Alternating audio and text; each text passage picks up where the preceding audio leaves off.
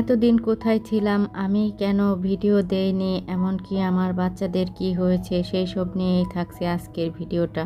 Hello everyone, আসসালামু আলাইকুম। আমি মুক্তা। কেমন আছেন সবাই? আশা করি যে যেখান থেকে আজকের ভিডিওটা দেখছেন আল্লাহর রহমতে ভালো আছেন। দীর্ঘ প্রায় ১ মাসের মতো সময় আমি কোনো ভিডিও আপলোড করতে পারিনি। আমার বাচ্চারা ২ টাই অসুস্থ ছিল খুবই গুরুতরভাবে। ওদেরকে নিয়ে হসপিটালে ভর্তি থাকার কারণে আমি আর অনলাইনেও অত বেশি অ্যাক্টিভ থাকতে পারিনি। যাই হোক, আলহামদুলিল্লাহ আল্লাহর অশেষ রহমতে আবার নিজ গৃহে ফিরে এসেছি ২ বাচ্চাকে সুস্থ করে। তো সবাই আমাদের জন্য অনেক বেশি বেশি দোয়া করবেন, এমনকি আল্লাহ যেন আমার বাচ্চাদেরকে সবসময় ভালো রাখে, এতটুকুই আপনাদের সবার কাছে চাওয়া। একজন বাচ্চা অসুস্থ হলে তার মায়ের যে কী অবস্থা হয় সেটা একমাত্র তিনিই ভালো বলতে পারে। সেইখানে আমার ২টা বাচ্চা একসাথে অসুস্থ।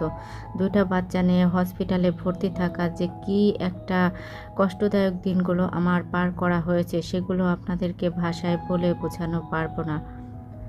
জীবনে কখনো কল্পনাও করতে পারিনি এরকম দিনগুলো পার করব। এমনকি এই যে পবিত্র ঈদুল ফিতরটা, এই দিনটাও আমরা কিন্তু হসপিটালে কাটিয়েছি। আল্লাহর কাছে সব সময় কামনা করতাম এটাই যে আল্লাহ যেন আমাদেরকে সুস্থ করে তারপরে বাসায় নিয়ে যায়। আল্লাহ সেইটা আমার মনের আশা পূর্ণ করেছে। আল্লাহর কাছে আর কোনো তেমন চাওয়াই নেই। যাই হোক, ২ বাচ্চাকে নিয়ে যেহেতু সুস্থ হয়ে ফিরেছি, এই জন্য আর সেই কষ্টগুলো কখনোই মনে হয় না।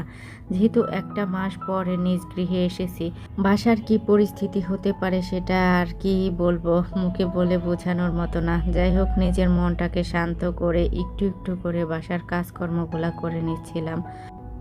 তবে আমার আব্বা আম্মা ওনারা যেহেতু ছিলেন, তো সেই জন্য অত বেশি নোংরাও হয়নি। তো ওনারা মোটামুটি একটু গুছিয়েই রেখেছে। আসলে আমার হাজব্যান্ডও ছিল, ওনার অফিস ছিল, এমনকি যেহেতু রমজান মাস ছিল, রোজা থাকারও একটা প্রস্তুতি ছিল। সেই সব নিয়ে না আসলে দিনগুলো খুবই কষ্টের মধ্যে পার করা হয়েছে। আমি যেহেতু হসপিটালে থাকতাম, তো সেই জন্য আমার খাবারটা আমি হসপিটালের থেকে যে খাবারটা দিত ওইটাই আমি আমার বাচ্চা খেয়ে নিতাম। তবে মাঝে মাঝে বাসায়ও আসতাম, আম্মাকে বাচ্চার কাছে রেখে আমি এরপর বাসায় এসে কয়েকদিন রান্নাও করে দিয়ে যেতাম। আসলে আমার আম্মা যেহেতু ইলেকট্রিক চুলায় রান্না বাড়া অত বেশি ভালো পারে না, সেই জন্য ওনার অনেকটা কষ্ট হয়। সেটা ভেবেই আমি দুপুরবেলা বাচ্চাকে রেখে তারপরে আসতাম, আম্মা আমার বাচ্চার কাছে থাকতো। তবে আল্লাহর অশেষ রহমত, এই রমজান মাস বলে হয়তোবা গ্যাসের লাইনটাও অনেকটা ভালো সার্ভিস দিচ্ছিল, আর গ্যাস একদমই যাচ্ছিল না। তো সেই জন্য আম্মা বলতো যে ঠিক আছে, তোমার আর কষ্ট করে এত আসতে হবে না।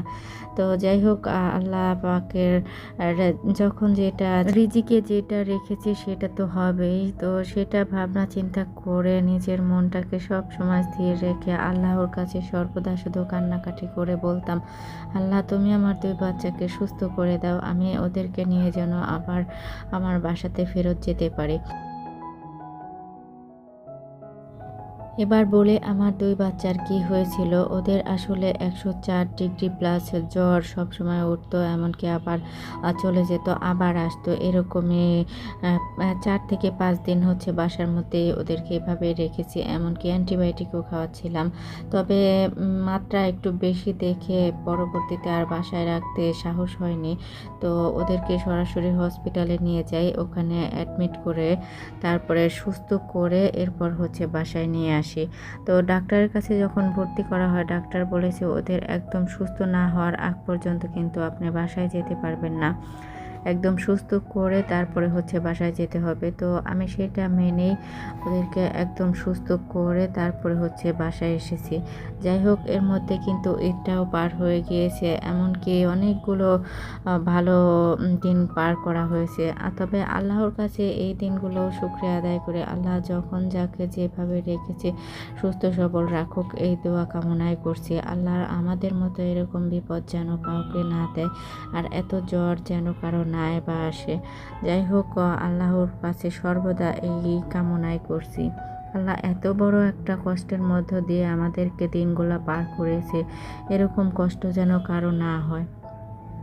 যাই হোক, আল্লাহর অশেষ রহমতে ওরা যেহেতু এখন মোটামুটি সুস্থ আছে, তো ওদেরকে ডাক্তার বলে দিয়েছে পর্যাপ্ত পরিমাণ খাবার খাওয়াতে হবে, এমনকি ভিটামিন সি যুক্ত খাবার, আরও ওদের যেগুলো পছন্দের খাবার সেগুলাই তৈরি করে খাওয়ানোর জন্য। ওদের মুখে যেহেতু একদমই রুচি নেই, ওরা খাওয়া দাওয়া অত করতেই চাচ্ছে না। কিছু ভিটামিন ঔষধও দিয়ে দিয়েছে, ওগুলা কোর্স কমপ্লিট করলে হয়তো বা আবার পুনরায় মুখে রুচি ফিরে আসবে।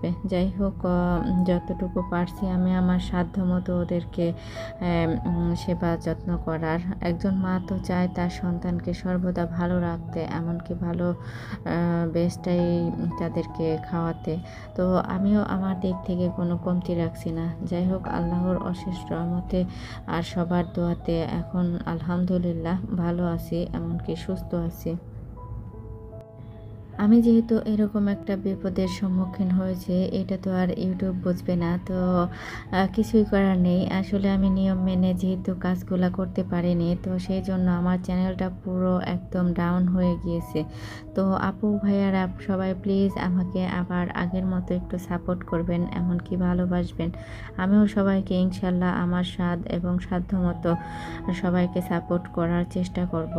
তো আশা রাখছি এই ভিডিওটা দেখে আপনারা সবাই একদম ক্লিয়ার হয়ে যাবেন আমি কেন এতদিন ভিডিও দেইনি, এমনকি অ্যাক্টিভ থাকতে পারিনি। জানি না এখন পর্যন্ত কেউ আমার এই ভিডিওটা দেখছেন কিনা, যদি দেখে থাকেন তো প্লিজ একটা লাইক দিবেন, আর দেখতে দেখতে যদি বেশি ভালো লেগে যায় এই ছোট্ট বোনটার পাশেই থেকে যেতে পারেন। আর যারা অলরেডি আমার চ্যানেলটাকে সাবস্ক্রাইব করে আমার পাশে আছেন তাদেরকে জানাই অসংখ্য অসংখ্য ধন্যবাদ। আজকে শুধু নিজের সব কথাগুলোই আপনাদের সাথে শেয়ার করলাম, কি কি রান্না বাড়া করলাম সেই সব সম্পর্কে আর কোনো ডিটেলসে আপনাদের সাথে শেয়ার করলাম না। তবে আমার আপু ভাইয়ারা প্রায় সবাই দেখেই বুঝতে পারছেন আমি আজকে সারাদিনের টুকটাক যে কাজকর্মগুলো করেছি সেগুলোই ভিডিওর মাধ্যমে তুলে ধরার চেষ্টা করেছি। অনেক দিন ধরে ইচ্ছে করছিল যে একটু চিংড়ি দিয়ে লতি খায়, আসলে হসপিটালে থাকাকালীন ওইটা আর তো সম্ভব হয়নি।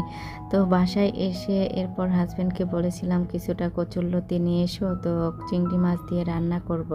তো সেইটাই আজকে করে নিয়েছিলাম। আর এই যে দেখেন হাজব্যান্ড কত সুন্দর একটা তরমুজ নিয়ে এসেছে, একদম টাটকা লাল টুকটুকে, মাশাল্লাহ এত সুন্দর কালার, এমনকি এতটা মিষ্টি ছিল সেটা আর বলে বোঝাতে পারবো না আপনাদেরকে।